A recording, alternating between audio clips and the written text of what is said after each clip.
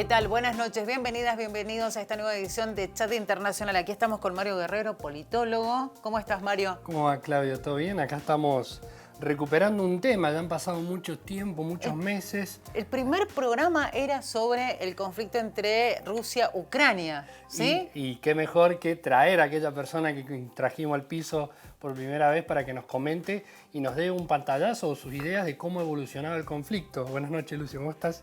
Lo presentamos, Lucio Marinsalda, pastor, politólogo. También se juntaron los dos politólogos para hablar de este tema que me parece que además es muy interesante. Ya pasaron un montón de meses. Sí, una cuestión gremial y la verdad que es bastante interesante ver cómo es que ha evolucionado, porque febrero la verdad que nos ha quedado bastante lejos y sin embargo no solamente han habido cuestiones que tengan que ver con la guerra, sino que se ha diversificado otros aspectos como la cuestión social, económica y demás. Y en este sentido que le queríamos consultar a Lucio de cómo, en qué estado nos encontramos en la guerra. Bueno, buenas noches a todos. Muchísimas gracias por la invitación. Si bien es cierto que han pasado medio año, 6 meses desde que comenzó el conflicto, 6 meses y algunos días a esta altura, y han sucedido unas cuantas cosas. Otras parecen no haber cambiado tanto. El conflicto se ha diversificado, decíamos, tal vez se ha extendido a otros ámbitos, pero a su vez también parece estar estancado hoy día, que es en lo que suelen coincidir los medios especializados y quienes están observando el conflicto. Cuando observamos los mapas en cuanto a la expansión rusa sobre el territorio ucraniano, encontramos que ya lleva un par de meses más o menos estancado el conflicto, no avanzan. Ayer se anunció, en los hechos además lo vimos, comenzó un intento de contraofensiva ucraniano en una escala no demasiado grande en el sur, en Jersón. Pero en definitiva nos encontramos con una situación más o menos estancada en la cual ambos contendientes siguen disputando los territorios. Los objetivos, sobre todo del caso desde el lado ruso, se han ido desdibujando con el paso del tiempo. Habíamos dicho en la primera oportunidad que estuvimos acá discutiendo el mismo tema, que todo marchaba según el plan, digamos, es lo que sostenían los rusos. Sí. En un plan que en un principio estaba más o menos claro: desnazificar Ucrania, lo habíamos mencionado, cortar con los ataques en el este ucraniano y bueno, desmilitarizar el país. Estos objetivos no se han terminado de cumplir, se terminó de ocupar una de las provincias que estaban en disputa en el este ucraniano, pero en el resto del país no se ha avanzado y los objetivos rusos con el avance del tiempo parecen haberse ido, como decíamos, desdibujando. Hoy día no queda muy claro qué están buscando los rusos. Sí está claro que están buscando los ucranianos, que es básicamente sobrevivir y expulsar al invasor. Claro. Pero no queda muy claro del lado ruso cuáles son los objetivos y tampoco, por consiguiente, queda muy claro, es muy difícil saber quién está ganando en qué medida o en qué momento vamos a encontrarnos con una cercanía a la finalización del conflicto. Sí está claro que en este momento los dos contendientes están convencidos de que pueden ganar. Por eso ninguno de los dos termina de aflojar en el combate. Sin embargo, sí, este estancamiento lo vemos podemos establecer algunas causas que tienen que ver con el desgaste de ambos contendientes en el enfrentamiento. Ucrania con dificultades para llevar a cabo una ofensiva, a pesar de estar bien pertrechados por las potencias occidentales, particularmente Estados Unidos, pero la Unión Europea también. Y en el caso de los rusos, con un desgaste de material y de recurso humano que los ha llevado a tener que estar ahora buscando unidades de refresco, entrenando gente en la retaguardia y con las dificultades vinculadas también con el hecho de que Rusia sigue identificando el conflicto como lo que se denomina una operación militar especial, no como una guerra abierta, lo cual dificulta la movilización de las vastas, digamos, reservas de tropas que tiene.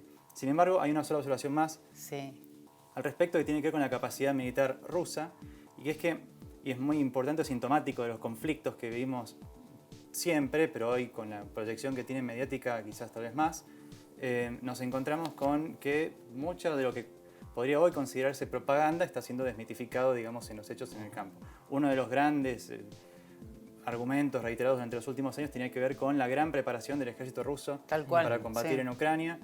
Había observadores occidentales, analistas occidentales que insistían en que Rusia está además rotando grandes cantidades de tropas en el frente ucraniano, en la guerra civil ucraniana. Por consiguiente, las fuerzas rusas tenían toda esa experiencia en combate, habían rotado muchísimo y nos encontramos con que las fuerzas rusas hoy día están enfrentando escasez de tropas en condiciones de llevar a cabo los ataques, además de las bajas que han sufrido. esto en cierta medida relativiza mucho lo que se venía diciendo y también relativiza el grado de amenaza en cierta medida Sí. con el cual se suele observar a Rusia en el espacio de Europa Oriental. Lucio, se hablaba justamente de eso, cuando empezábamos a hablar del conflicto, digo, los medios del mundo hablaban del poderío ruso y de que la condición hasta de inferioridad que tenía Ucrania y también al mismo tiempo el presidente de Ucrania pidiendo la ayuda a la Unión Europea, a Occidente, porque entendía que estaba en inferioridad de condiciones, algo que en definitiva con el tiempo se demostró que no era tan así.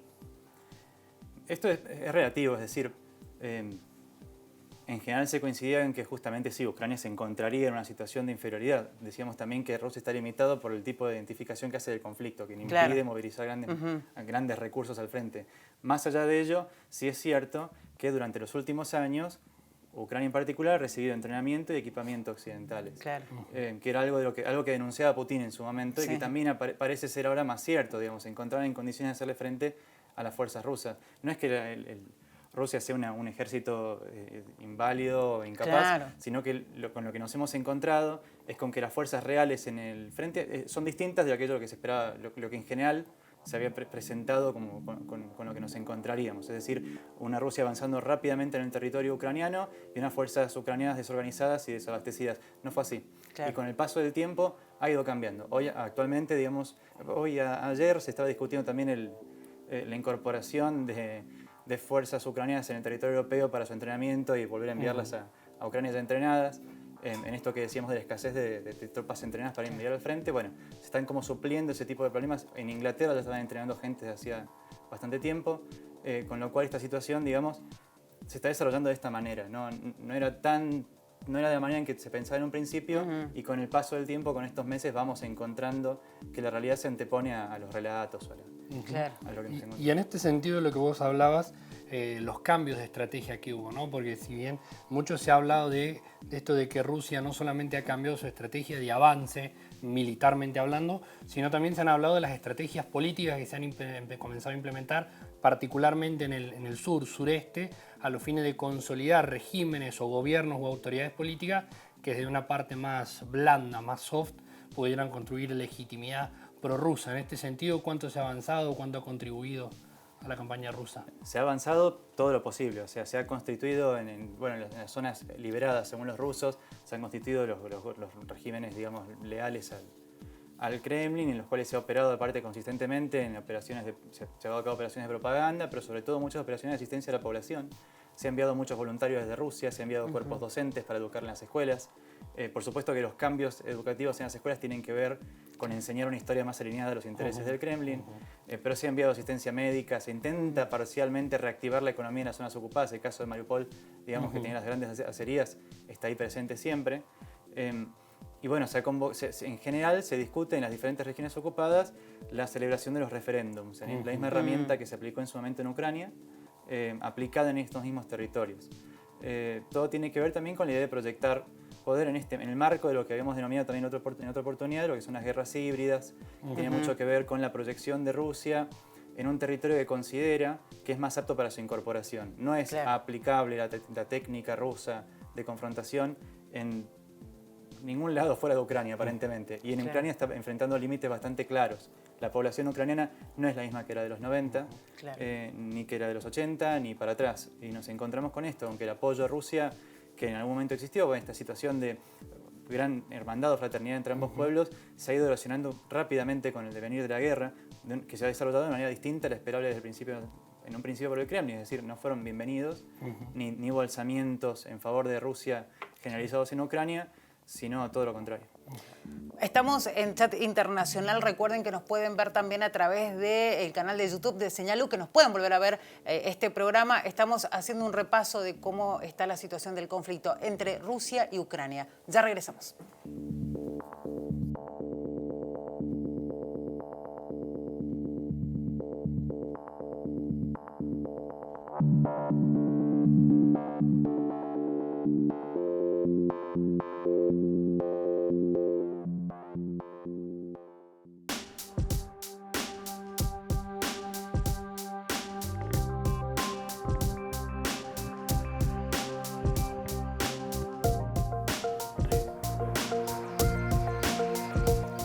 Estamos aquí en Chat Internacional. Recuerden, estamos presentes en las redes sociales, en Twitter, en Facebook, en Instagram. Si quieren hacer alguna consulta, sugerir algún tema, lo pueden hacer. Con Mario Guerrero estamos haciendo el repaso de lo importante en relación al conflicto de Rusia y Ucrania, y nuestro invitado es Lucio Marinsalda Pastor, politólogo.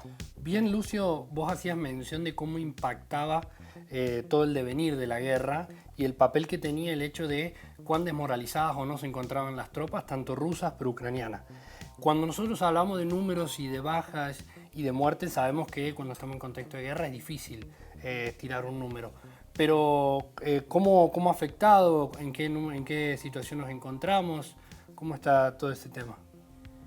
Bueno, en general, uno de los mayores problemas que están enfrentando ambos contendientes en este momento es el estado, digamos, operativo de las fuerzas en el campo de batalla. Había algunas noticias, algunos analistas observaban que incluso partes importantes de las fuerzas rusas se encontraban por debajo del 60% de los efectivos que requerían para operar.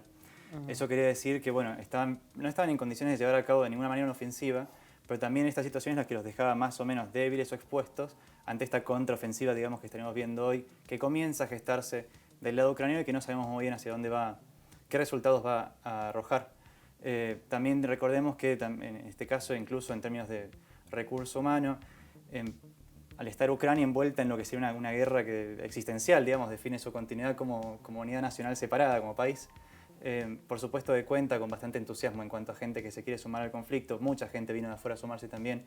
Al principio del conflicto recordábamos que había, desde mercenarios a mucha gente interesada en ir a Ucrania a combatir por diversos motivos.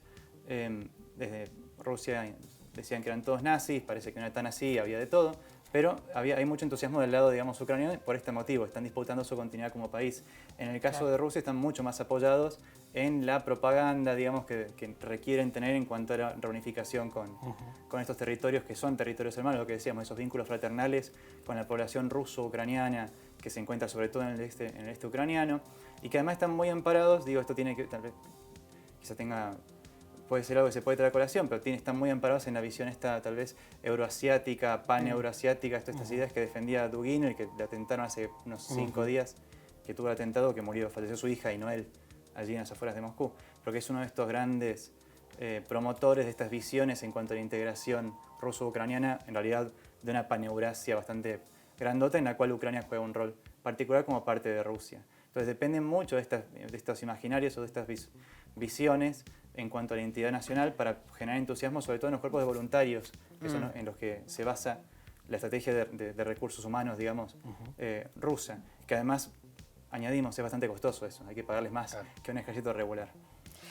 ¿Cómo entiende uno que puede llegar a ser la situación, o se puede dar la situación en los próximos meses? Porque me acuerdo cuando hablábamos del conflicto en el inicio, que además fue el inicio del ciclo de Chat Internacional, decíamos, no había en ese momento algún panorama claro de cuánto podía durar la guerra. ¿Seguimos igual a 6 meses del conflicto? Seguimos peor, o sea, peor, hay mayor incertidumbre, sobre todo la certeza es que aparentemente el conflicto se va a alargar, por lo que decimos al principio. Para ambos contendientes es muy costoso retirarse, en el caso de Putin, sobre todo en cuanto a su legitimación interna dentro de Rusia, pero además ambos están convencidos de que pueden ganar o pueden hacer todavía llevar a cabo el combate, con lo cual no hay, digamos, viéndolo así, es difícil que cualquiera de los dos dé el brazo a torcer. Esto quiere decir que en vistas de esto, de los recursos disponibles y las reservas que todavía con las que cuenta cada bando, en el caso ucraniano sobre todo, el apoyo significativo que recibe de Occidente, hace poco que fue el aniversario de la independencia ucraniana, implicó también, por una cuestión simbólica, el anuncio de mayor ayuda, sobre todo de países europeos, a Ucrania. Nos encontramos con una situación que parece que se va a extender en el tiempo. Hay analistas que sostienen, aquí en Argentina, Baña me parece que sostenía que estamos hablando de un conflicto que se puede extender años, de ser necesario, para ambos contendientes. Y siempre presente la amenaza, o por lo menos lo han rescatado algunos observadores que tal vez eran un poco más sensacionalistas, pero que en cierta medida puede llegar a ser así, siempre está la amenaza nuclear de por medio, tanto en términos de armamento, que puede existir, cual todos los países involucrados se reservan el uso de las armas nucleares de las que disponen, no solamente en el caso de Ucrania que no tiene, pero en el caso de Estados Unidos siempre está presente eso, y en el caso de Rusia ni hablar. Y se suma también a esto no solo la utilización de armas nucleares, sino la utilización de la infraestructura nuclear como amenaza en el territorio ocupado. Han visto que ha habido conflictos con la central de Zaporizhia, que bueno, está siendo bombardeada por ambos bandos, hay mucha confusión, que además representa esa central, que es la mayor de Europa, representa la mitad de la energía nuclear de la que dispone Ucrania y el 20% de la energía eléctrica ucraniana. Eso es importante a la hora de decir en qué medida se está afectando también la disponibilidad energética para uso civil de Ucrania. Claro, y de manera corta, pero también es interesante lo que planteas vos. Planteas un escenario de un juego de la gallina, ¿no? Digamos, en el sentido de que ninguno va a cambiar su dirección, pero para poder mantener una dirección es porque primero o la mantienen por recursos propios o por asistencia. Vos hablabas de que Occidente ha estado asistiendo a Ucrania, a Rusia. Cuando los recursos estén escaseando, ¿quién va a ser el que lo apoye? ¿China será un actor que se ponga en juego? Bueno, habrán visto que hasta ahora China en particular, se la mencionó recién en la pregunta, China en particular ha sido muy cauta al respecto. Si bien hay un apoyo diplomático y tal, el envío de equipamiento, ese tipo de cuestiones ha sido restringido. Lo que sí es significativo en términos de quién ayuda a quién es, bueno, en qué medida se ha reordenado los socios, digamos, de Rusia en particular, que sigue dependiendo de sus exportaciones para sostenerse. En el medio han surgido las exportaciones de alimentos de Ucrania, que vieron que había un problema con la seguridad alimentaria. Se ha empezado a normalizar la situación muy paulatinamente y Rusia ha reorientado sus exportaciones. El gas y el combustible han pasado, bueno, han visto el caso de la India, que recibe grandes cantidades de energía de Rusia, las puede incluso refinar allí, las vuelve a enviar para el exterior, se triangula, digamos, las exportaciones por las sanciones con la Unión Europea. Y a esto se le suma esta medida que implementó al principio del conflicto Rusia para intentar atacar la cuestión de importaciones y exportaciones, que es lo que los sostiene, los mantiene funcionando. Decíamos que dependen mucho de insumos del exterior, que era lo de obligar los pagos en rublos para las exportaciones. Si uno quiere comprar gas, en el caso de Europa particularmente, quiere comprar gas ruso, hay que pagarlo con rublos, y para tener rublos hay que exportarle cosas a Rusia. Claro. Hay que venderles cosas que los rusos van a pagar. Entonces, para poder contar con eso, es un intento de Rusia, digamos, de sortear estos bloqueos que han afectado a la economía rusa con daños que se han ido acumulando a lo largo del tiempo. Ya se vivieron en 2014, ahora se están volviendo a vivir, pero que, esto también coinciden múltiples analistas, no han afectado a Rusia de la manera en que se esperaba. Rusia ha logrado mantenerse golpeada, pero ha podido sostener el conflicto. Por eso se habla de un conflicto que puede sostenerse en el tiempo. Claro. Y de allí, bueno, nos encontramos con un montón de actores que juegan de manera ambigua o para favorecerse ellos mismos. El caso de Turquía es evidente. Lo hemos visto con el tema de cuando se alegó que vendía los drones a Rusia y al mismo tiempo patrocina los acuerdos para exportar grano y a su vez vetaba el ingreso de países en la OTAN, los países de Escandinavia, pero a cambio de que en realidad para autorizarlo les permitiesen perseguir a los kurdos en su país. Exacto. Entonces están negociando con todos los que tienen enfrente para sacar la mayor tajada de esta situación. Hacen su juego, digamos, en el medio del conflicto. Absolutamente. Bueno, vamos a ir a una pausa, enseguida regresamos. Seguimos hablando del conflicto entre Rusia y Ucrania aquí en Chat Internacional.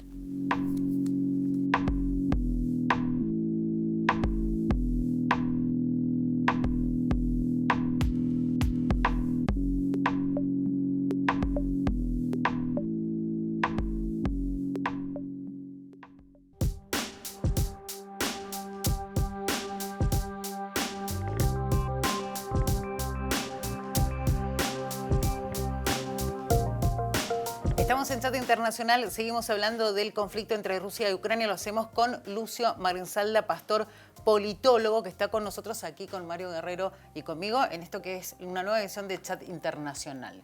Y le vamos a preguntar a Lucio algo que como argentinos siempre nos interesa y estamos al día, pero lo cierto es que la guerra ha afectado al mundo en diferentes aspectos, pero principalmente en el rubro económico. ¿Cuáles han sido los principales elementos que se han visto afectados en este sentido? Bueno, hay un componente económico importante dentro del conflicto y en cuanto a sus consecuencias hacia el exterior. Dentro del conflicto habíamos mencionado también un poco el tema del control de Rusia de ciertos recursos estratégicos en Ucrania que afectan también al funcionamiento económico de Ucrania y su relación con Europa. Habíamos mencionado el tema de la conexión eléctrica, pero también el hecho de que en cierta medida Rusia ha avanzado sobre muchos de los yacimientos de minerales y de carbón, sobre todo de Ucrania Oriental, lo cual por supuesto impacta en el abastecimiento de recursos que todavía son utilizados, a pesar de que el carbón aparentemente tiene una fecha de expiración más o menos no tan lejana en el tiempo por los intentos de reconversión verde, siguen abasteciendo a importantes centros de generación energética, sobre todo en el caso de Ucrania y países que tienen una matriz tal vez un poco más obsoleta en estos términos. Ahora bien, las consecuencias hacia el exterior, sí, las hemos vivido, hemos mencionado varias veces, se lo han mencionado en muchísimos medios, una aceleración de la inflación que tiene también que ver con lo que dejó la pandemia. o lo que seguimos viendo, la cuestión de la seguridad alimentaria. Ha habido un alza en los precios de los alimentos que ahora se está volviendo a estabilizar un poco. Tiene que ver con estos acuerdos que mencionamos más temprano, para permitir la salida de alimentos de Ucrania hacia otros países, que estaban atrapados en los puertos ucranianos, que habían minado las aguas, es difícil salir. Entonces eso aparentemente estaría empezando a normalizarse en esos ítems que eran los que además más habían impulsado la subida de la aceleración de la inflación. Uno era el rubro energético, otro era el de la alimentación.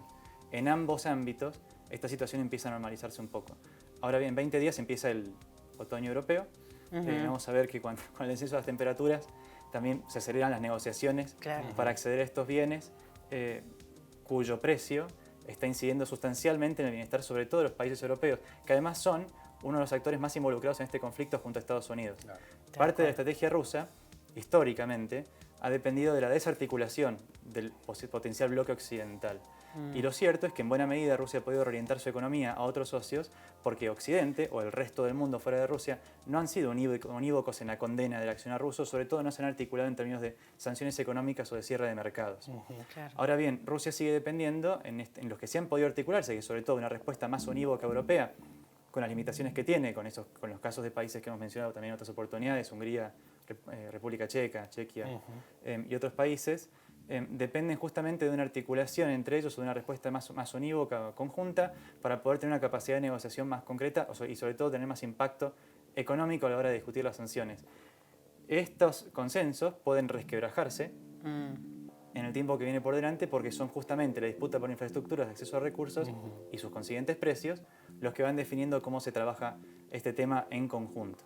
Y en el caso europeo es muy importante porque estos precios significan, en el caso de la calefacción para múltiples países, Inglaterra es uno de los particularmente afectados, dependen de ello el encontrarse por debajo o por encima de la línea de pobreza y por consiguiente la legitimidad del gobierno de turno, así como el malestar que va a atravesar mucha población en estos países más afectados. También hablaban de que iba a generar una crisis alimentaria, ¿no? Pues estamos hablando ahora de lo estrictamente energético y cómo afecta a los países, sobre todo europeos, pero también se hablaba de una crisis alimentaria a partir de esta situación que se vivía. Si bien hubo acuerdos que empezaron a ser más flexibles, hay una realidad. Si el conflicto sigue, de alguna manera, los países que se pueden ver más afectados son los pobres y los del continente africano.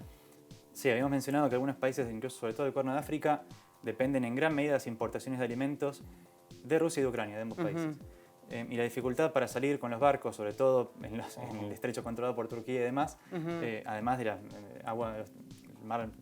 el Mar Negro está minado, que son además donde se encuentran los puertos con la capacidad para sacar en la cantidad que es necesaria la producción alimentaria. Bueno, esta dificultad en el acceso sí ha supuesto graves amenazas en términos de seguridad alimentaria para países que están muy desprotegidos ante este tema.